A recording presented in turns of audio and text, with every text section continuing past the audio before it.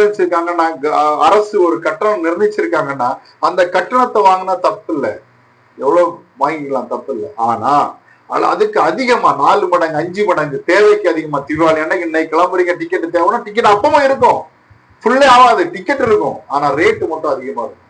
1200 ticket 5000 ரூபாய் 6000 ரூபாய் சொல்றாங்க. இதுக்கு நம்ம பிளைட்லயே போயிட்டு இருக்க போலாமே.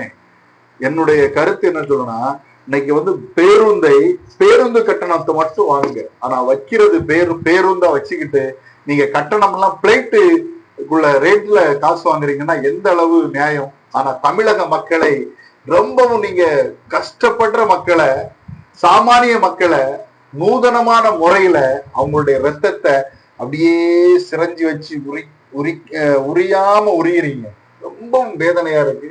ஆனா ஒரு சில பேர் மனிதாபிமானத்தோட மனித நேயத்தோட நம்முடைய சகோதர சகோதரிகளுக்கு வாகனங்களை சரியான முறையில பாதுகாப்பு கொடுங்க.